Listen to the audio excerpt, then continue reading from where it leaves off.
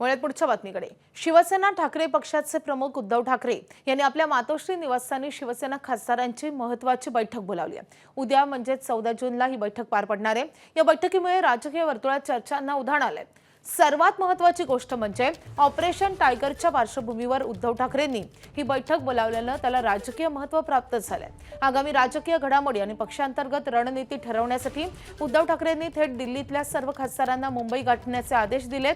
दरम्यान 14 जूनच्या या बैठकीत उद्धव ठाकरे आपल्या खासदारांना नेमका कोणता कानमंत्र देणार आणि कोणती नवी जबाबदारी सोपवणार याबाबत कमालीची उत्सुकता निर्माण झाली आहे। दुसरीकडे परभणीचे खासदार संजय जाधव हे गेल्या काही बैठकांना गैरहजर आहेत आणि त्यामुळे ते उद्याच्या बैठकीला हजर राहणार का याकडेही राजकीय वर्तुळाचं लक्ष लागलंय।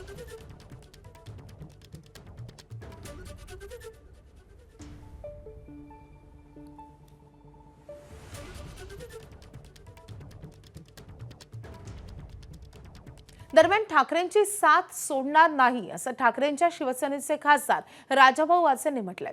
त्रेता युगात असतो तर छाती फाडून दाखवली असती असंही ते म्हणालेत।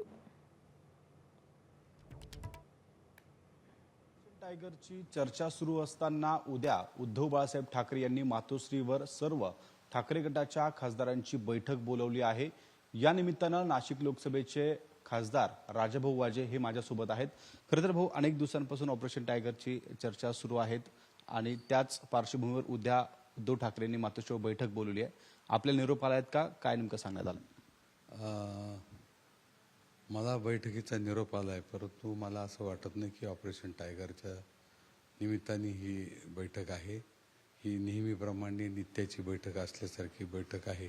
तसा निरोप आलाय आणि मी उद्या जाणार आहे। तर अनेक दिवसांपासून ऑपरेशन टायगरची चर्चा सुरू आहेत। अनेक खासदार शिंदेंच्या संपर्कात असल्याचा दावा शिंदे सेनेचे काही नेते करतायत। काय नेमके या संदर्भात आपल्यालाही देखील आपले नाव चर्चेत होतं, आपणही जाणार असल्याची या चर्चा खरं तर सुरू होत्या। काय नेमकी स्पष्टता? मी याआधी सुद्धा सांगितलेलं आहे आणि आजही पुन्हा सांगतो की माझ्यापर्यंत कोणाचा निरोप नाही, माझ्यापर्यंत कोणी आलेलं नाही आणि माझा कुठेही जाण्याचा प्रश्नच उद्भवत नाही। आपल्याला या संदर्भात विचारणा झाली होती अशी मध्यंतरी चर्चा सुरू होती। माझ्यापर्यंत कोणी आलेलं नाही। प्रत्यक्ष देखील आपल्यापर्यंत काही निरोप कोणाचा आलाय? माझ्यापर्यंत काही निरोप आलेला नाही आणि समाज माध्यमांवर आणि वर्तमानपत्रामध्ये बातम्या येत आहेत। तर मला असं वाटतं की खात्री करूनच बातम्या दिल्या पाहिजेत। उगाचच आमची विश्वासार्हता कमी लोकांमध्ये व्हायला नाही पाहिजे, याची सुद्धा काळजी सगळ्यांनी घेतली पाहिजे। वारंवार ऑपरेशन टायगरची चर्चा सुरू असताना आपले नाव चर्चेत येते, नेमकं काय कारण?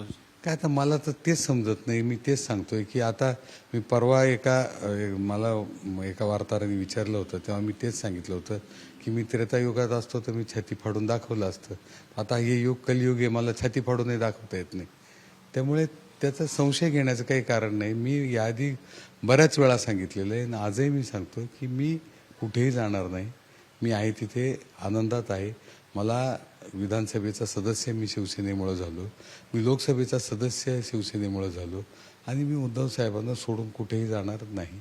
ही काळ्या दगडावरची रेघ आहे। खरं तर विकास कामांमध्ये महत्त्वाच्या अडचणी खरं तर आपल्याला त्या ठिकाणी येत होत्या। विश्वासात घेत नाही, सत्ताधारी पक्ष त्या ठिकाणी विश्वासात घेत नाही असं वारंवार आपण त्या ठिकाणी नाराजी व्यक्त केली होती।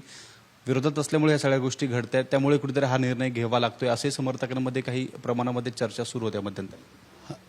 हे बघा, विकास कामं हे कोणी वैयक्तिकरित्या करत नाही, शासनाच्याच निधीतून विकास काम होत असतात।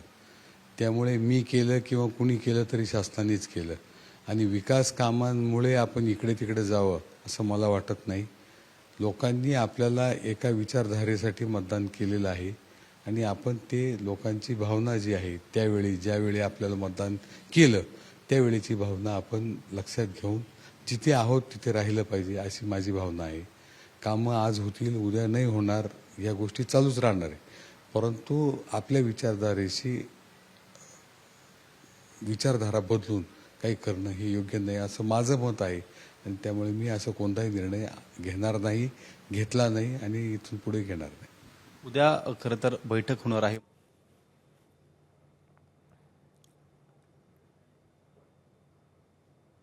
राजकारणात आहे तोवर ठाकरेंसोबतच राहणार असल्याचं खासदार राजाभाऊ वासे यांनी स्पष्ट केलंय।